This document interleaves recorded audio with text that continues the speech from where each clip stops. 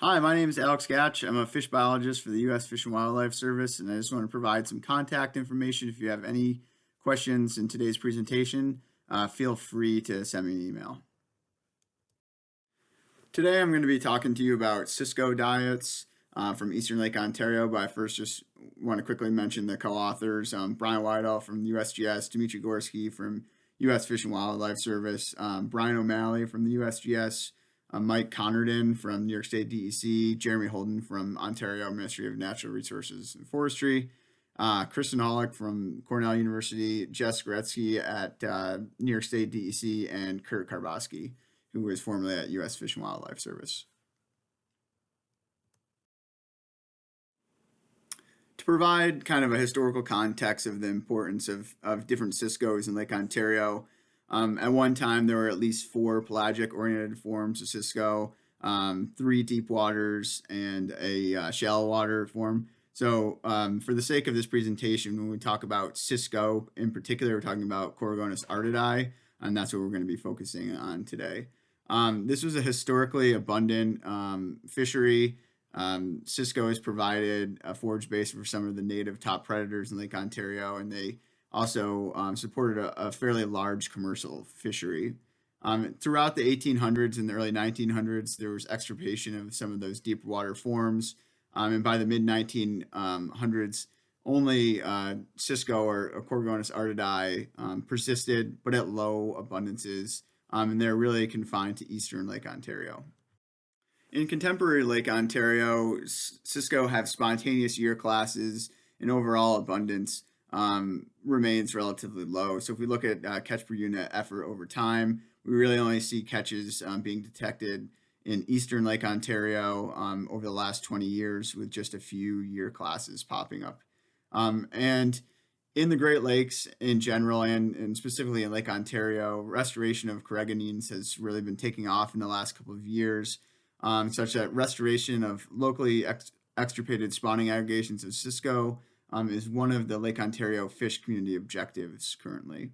But with all of this interest in restoring some of the coregonines to Lake Ontario, it's kind of highlighted that there is a lack of information on the current behaviors of Cisco in Lake Ontario since some trophic changes have occurred.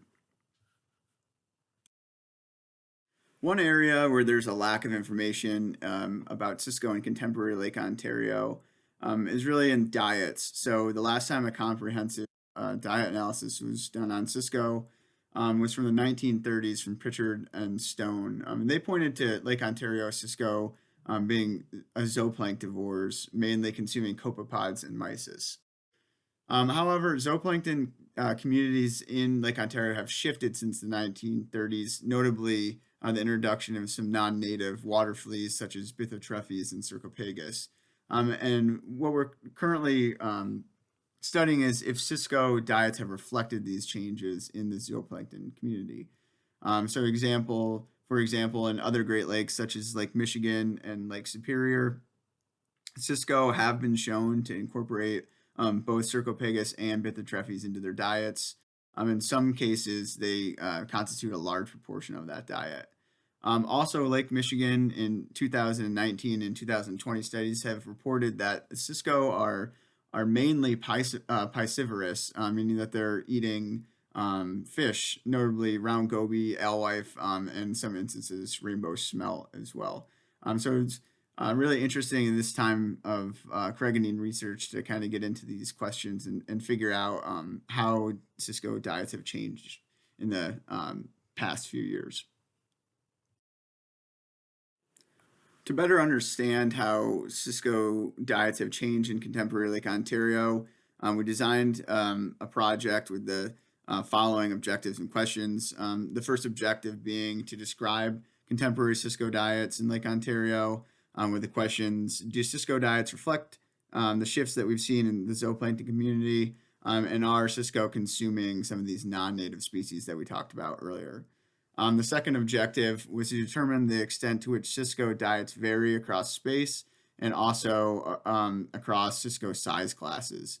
So the questions were, do Cisco diet vary by collection site, and how does Cisco diet change with Cisco size? To give you a brief overview of what we did for our study, like we were explaining before, Cisco catches in Lake Ontario are pretty opportunistic. We have low abundances. So our collections took place from 2016 to 2020, and they're really the accumulation of fish that we had caught in separate surveys throughout July and December. We had sites as far south as Oswego and as far north as Chameau Bay, and there was a mixture of collection methods. 85% of the Cisco that were collected for a study were collected with midwater trawls, and the remaining 15% were from gillnet surveys conducted in August and December. Once we collected Cisco, here's a picture of Brian O'Malley at USGS. We identified and enumerated prey items within individual Cisco stomachs and calculated a percent composition of items by dry weight, and we did that for each Cisco.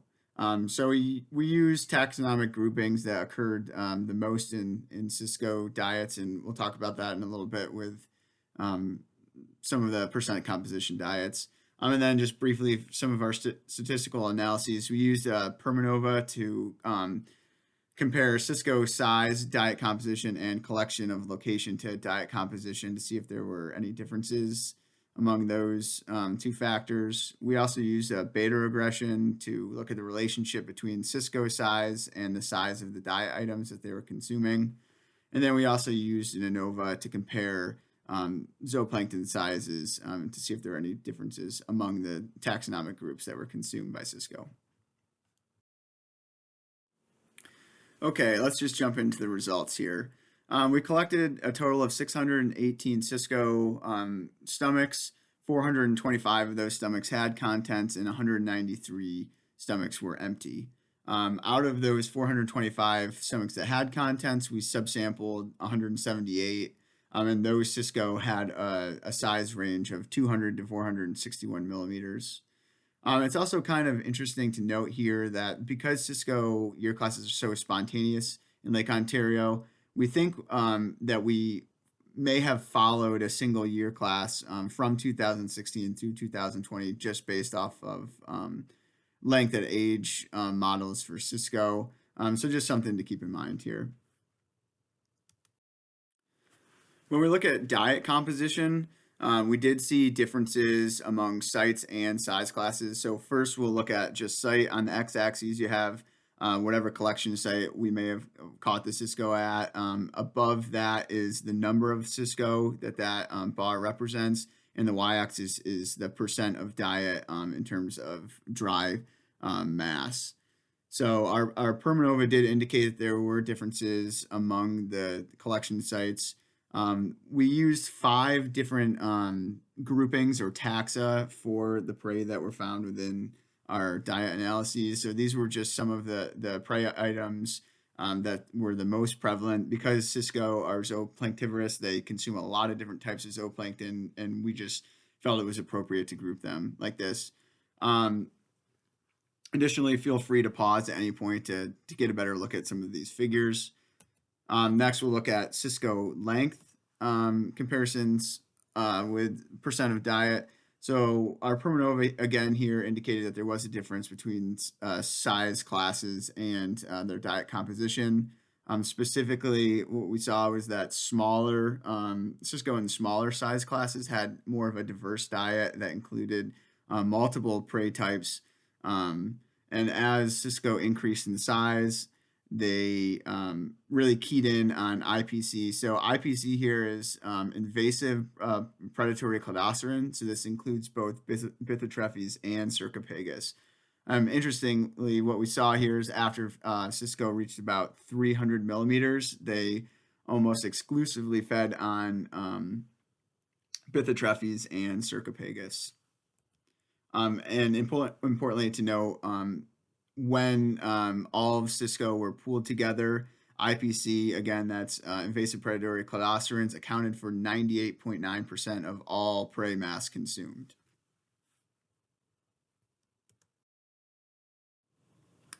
We also saw that there was a difference in zooplankton body length among the different groups that we had characterized from Cisco stomachs. particularly Limnocalanus and IPC, which again includes both Cercopagus and Bythotrephes, had the largest body sizes. So they had a mean body length that was over 1.6 millimeters. And when we looked at the relationship between Cisco length and the percent of diet that included these larger prey items, so these prey items that were over 1.6 millimeters, we saw that as Cisco length increased, the percent of diet also increased. That included these larger prey items. So at about 300 millimeters, Cisco started really keying in on some of the larger zooplankton groups.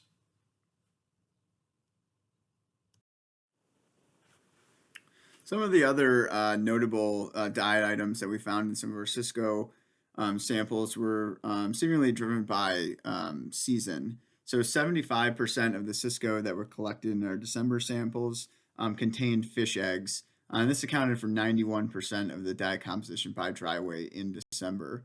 And though we didn't use genetic analyses to identify or confirm the source of those eggs, we're pretty confident based off of the diameter of the eggs, the color of the eggs, and the season that they were consumed, that they were a mixture of lake whitefish and Cisco eggs. So it's kind of a little interesting tidbit there that there has been some reported cannibalism for Cisco.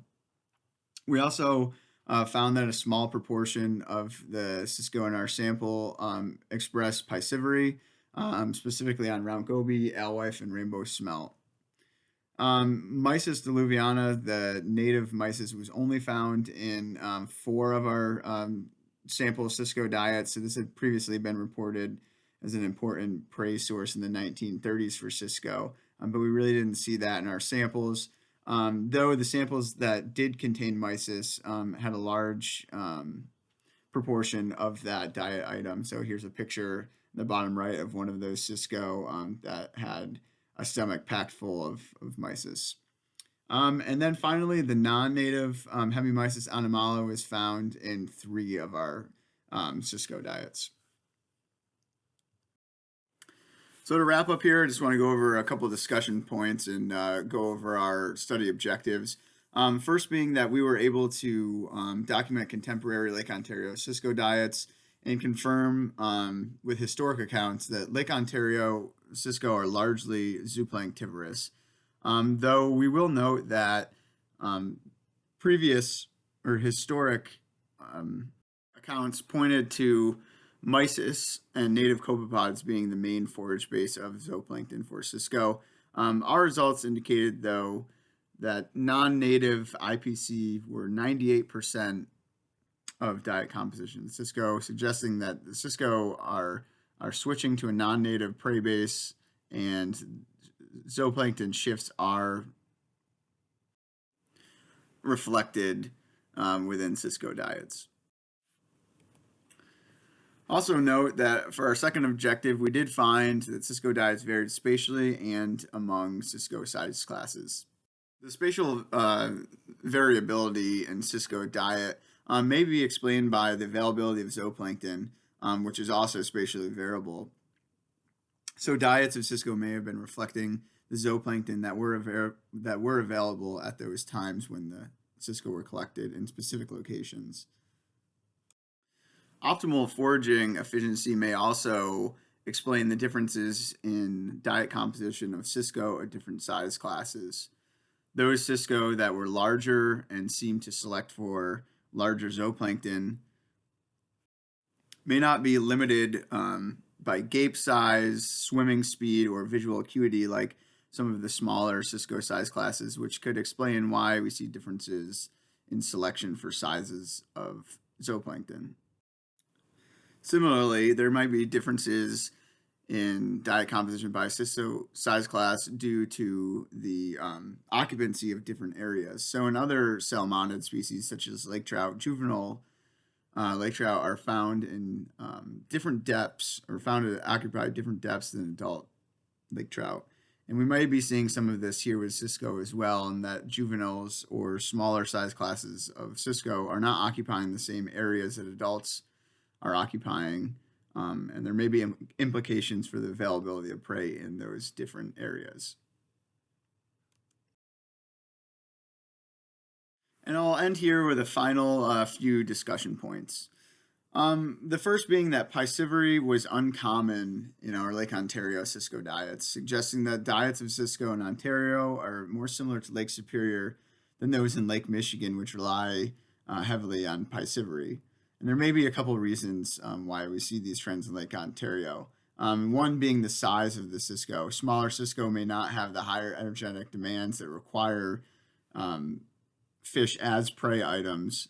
And secondly, our collection methods may have bias towards a pelagic prey alliance. So 85% of our collected Cisco were collected with midwater trawls, which may not have sampled those fish that were feeding benthically on prey items such as round goby.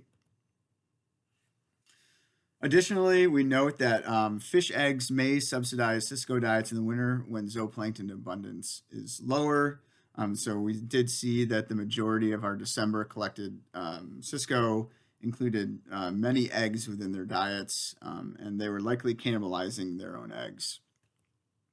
And finally, Cisco diets reflected lower trophic level changes in Lake Ontario. So we did see a shift from historic accounts of native zooplankton species being the main prey item of Cisco to introduce non-native species. And this might suggest that Cisco could be used as a bioindicator species for introductions of non-native species. And with that, the co-authors and myself would like to acknowledge the research vessel captains who helped us collect the Ciscos through multiple annual surveys from the USGS, New York State DEC, and Ontario Ministry of Natural Resources and Forestry. We'd also like to thank Patrick Boynton and Eric Brussel for some stomach analyses within the lab to help us pick through Cisco diets, and all the collaborating partners, including the U.S. Fish and Wildlife, the USGS, New York State DEC, Ontario Ministry of Natural Resources and Forestry, and Cornell University.